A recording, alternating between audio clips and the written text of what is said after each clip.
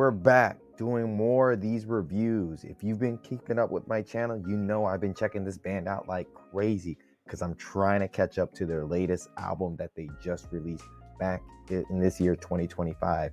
But hey, if you're new to the channel, my name is Matt Diazabal. Hey, I talk about music in the punk, hardcore, metal scene, and everything else. If it's music, I got it covered. Oh yeah. I think I'm falling into a nice routine for these quick one-take reviews. Having a lot more fun, and they're less rigid and more just expressive. Yeah. All right. So with that being said, the band I'm checking out again is AFI with their big album that everyone has talked about for me to review, has asked me, if you're going to check out AFI, you got to check out this album. And that album is Sing the Sorrow. If you kept up with the series or you know this band, you already know who this is. But if you don't, AFI, hardcore punk band, started back in the 1990s. They're from California. They've changed into multiple different genres. There we go. Easy peasy. Let's move on with it.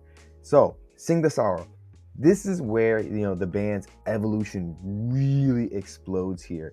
It's the sound of, AFI really kind of shifting away from their pure punk and hardcore roots and moving more into emotional rock, industrial textures, and some more post-hardcore atmospheres. This is probably right before they have their other big success with some bigger albums coming up, but definitely this is the one I think everyone talks about being the most pivotal album from the band's discography. It's changed a lot of things about them and themselves in terms of like how influential this album is. So let's dig into it with my first time ever listening to the album in full. There's a few tracks in here that I already knew beforehand, but I've never listened to the whole album all the way through. So my thoughts. Right away from the openings of Miseria Kendra, and later on tracks on Silver and Cold and Home Is Nowhere, AFI proved that this album is built on one thing, and that is atmosphere. Industrial buzzes, pianos, distant screams, rain sounds. There's a lot of things that the band has suddenly added to their repertoire to really deepen the mood here. There's a weight and sadness woven through everything, and a sense of drama that carries from song to song, even when the band is playing softly. That is something I notice a big shift on here. It feels dramatically heavier. It's not as fast and as intense as their previous releases. There's a little bit of a sorrow here. Sing the sorrow. There's sorrow here. The production is very layered, more refined than anything in the earlier catalog. Guitars ring out with a lot of reverb, bass tones hum thick and cold, and the drums go from soft and spacious tapping to very explosive bursts. There's a lot of fleshed out elements here in all the instruments. Here they're kind of balancing punk rock roots with a new sonic depth to them. And what really surprised me about this album is how well balanced they are doing things here with their hardcore roots and past, and being more melodic, more emotional, and more goth style in their playing. Songs like Dancing Through Sunday and Paper Airplanes deliver some really tight, fast, punk-centric energy, sharp riffs, gang shouts, fast drums, and even quick little solos. These are little reminders that AFI still have that old fire in them. There's a fire still inside of them, but now they use it for a purpose of being a little bit more broader with their sound overall.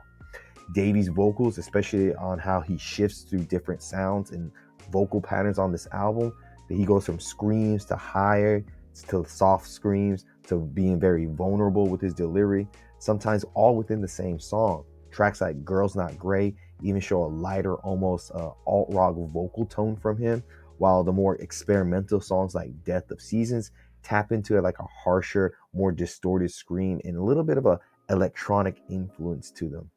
And I would say there's a massive leap in terms of emotional depth with this album.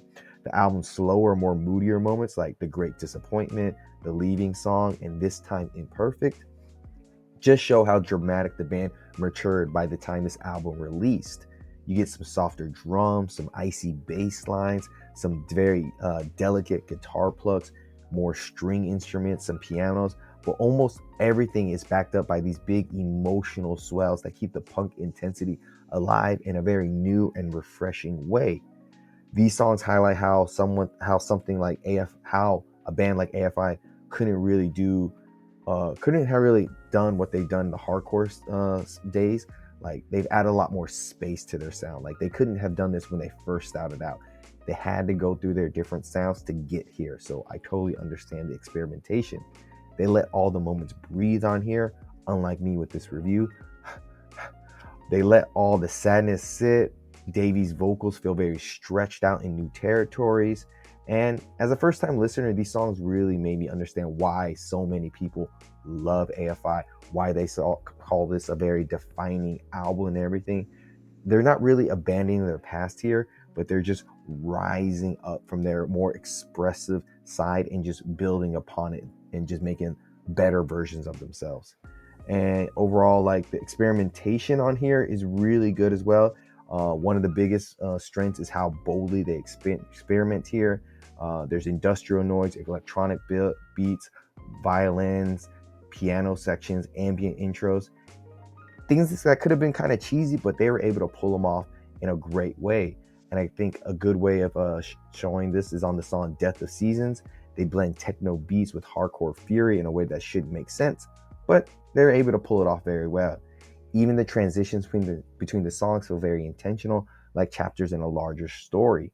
And another thing that I really wanted to point out here, the leading song part 2, very great song in terms of like still being a very hardcore song, but then being more expressive with their hardcoreness, not forgetting where they came from, but showing where they're going and not forgetting their homies along the way, because it's still very hardcore and very punk, but it's just so expressive with his vocals, the hooks they got here, and the big backing vocals. It's a great song. And so by the time the album reaches the end of the songs with But Home Is Nowhere and This Time Imperfect, the emotional journey really crystallizes here.